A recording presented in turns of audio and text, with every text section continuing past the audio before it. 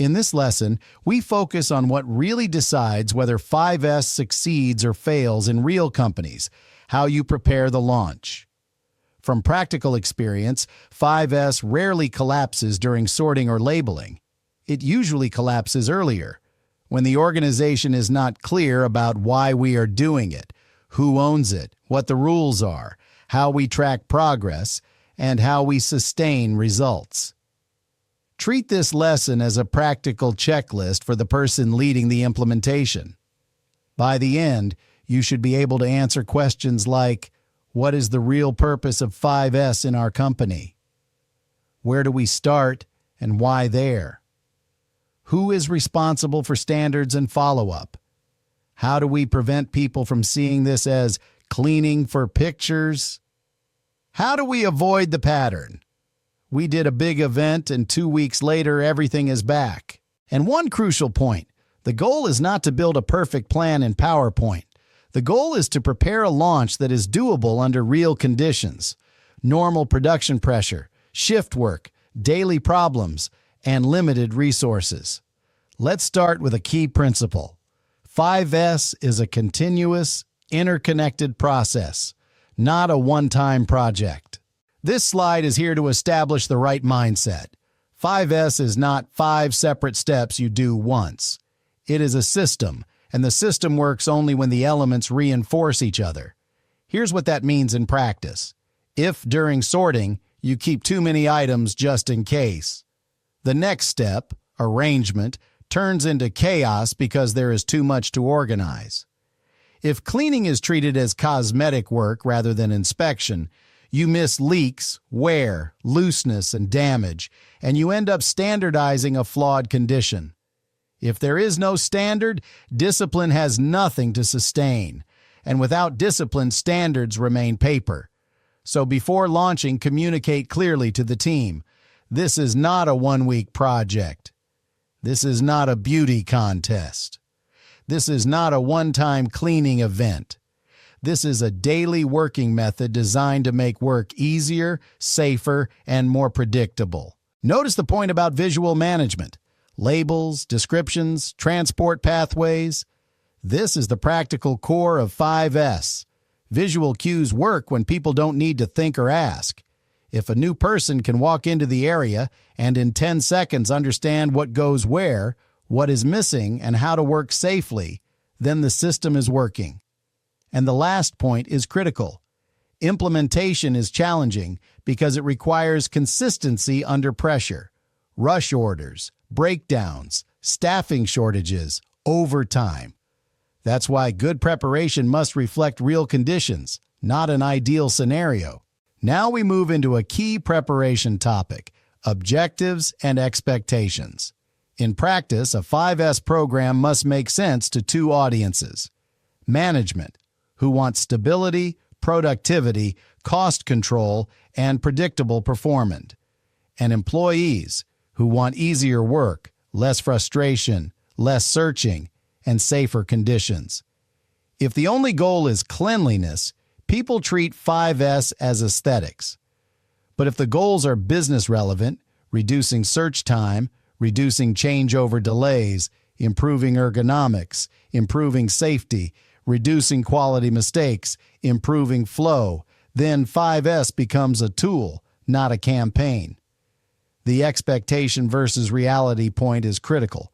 Many companies expect instant productivity jumps, problems disappearing overnight, employees being excited from day one. Those expectations are unrealistic. 5S often delivers fast wins, but many wins look like stability. Fewer interruptions, less time wasted, fewer minor errors. If leaders expect miracles in 1 week, they'll declare failure before the system has time to stabilize. Not a quick fix is especially important for managers. Sometimes the most significant win is eliminating 30 minutes of daily searching. But if no one measured it before, no one would recognize it after. So before you launch, define what you will track. Search time, missing tools, defects, minor stoppages, safety risks, cleaning-related breakdowns, and so on. Finally, strategic commitment. If top management treats 5S as a quarterly initiative, people will feel it, and the program will fade.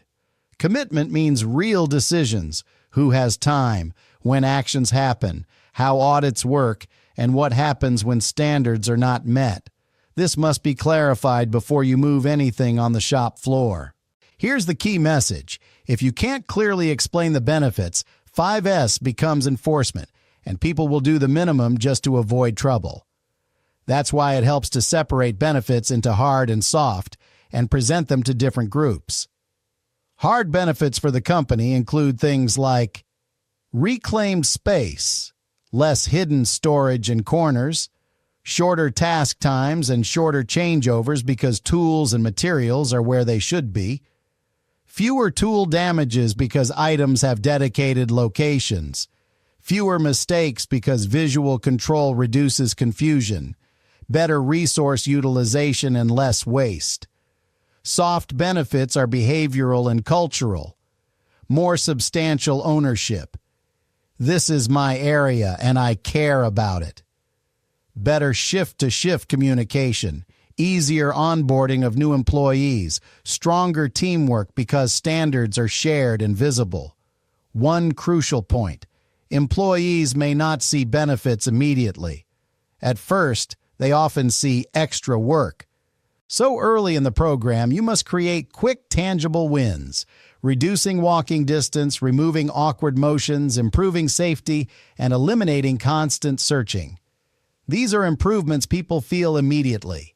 And leadership matters. Leaders must do more than announce the program. Explain the why. Remove obstacles. Protect time for 5S actions.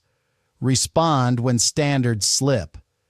Without leadership, 5S becomes the coordinator's project and dies after the first audit. This slide is important because many companies launch 5S without understanding the true costs. Then they get disappointed. Yes, the highest cost is time, but more precisely, time at the right moment. It's not that 5S takes time. It requires planned time windows, aligned priorities, and protection from last-minute disruptions. A typical failure pattern is this: 5S is scheduled, then a rush order appears, and the activity is canceled. Repeat this a few times and people learn this isn't important. So the time cost is really a management decision. Are we protecting space for this work or not? Next is workforce effort.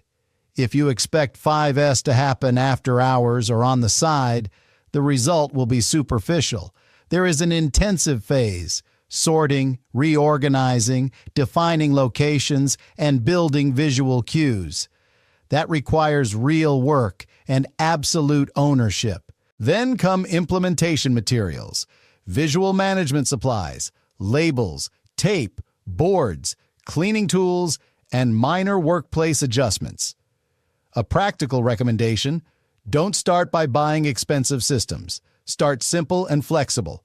You want solutions you can adjust quickly once you learn what works. On financial rewards, they are not recommended because paying for 5S sends the message, this is extra work, not standard work. The best motivation is a better workplace: less frustration, smoother work, safer conditions, and less conflict. Finally, 5S is a long-term investment. You may not see instant savings in a spreadsheet, but over time it reduces waste, breakdowns, non-productive time, and safety incidents if implemented and appropriately sustained. This slide covers what often makes the most significant difference: team structure. If 5S has no owners, it becomes nobody's job, and nobody's job always loses to daily production pressure. Start with the sponsor. A sponsor is not a signature role. It must be someone who communicates that 5S matters, provides resources, resolves priority conflicts, and leads by example. The 5S coordinator is the operational brain of the program, responsible for the schedule, the audit standard, collecting feedback, and keeping momentum. But the coordinator cannot do everything alone. If one person carries the whole program, everyone else learns passivity. Area leaders are essential because 5S happens in Gemba, the real workplace. They ensure standards align with the process and involve employees in designing solutions so the workplace supports how people work. Dividing areas into smaller sections is powerful because it limits scope, makes audits easier, enables step-by-step rollout, increases ownership, and can create healthy competition between zones focused on sustaining standards, not making pretty pictures. Finally, engage everyone gradually. Don't launch across the entire company at once. Start with a pilot, stabilize standards, show results, then scale. That approach reduces chaos and resistance. This slide is about something as important as tools, communication of change. And communication is not an email and a poster. It's a set of repeated actions, short talks, daily huddles, leader walks, and post-audit feedback. First, current state analysis. Before you announce the launch, you need credibility. Know what the workplace looks like today, where the most significant losses are, and what chaos costs in quality, safety, and logistics. Without that, 5S is important sounds like a slogan. Second, sorting as the first step is done together. This builds commitment and a sense of we. It's also the moment to agree on rules.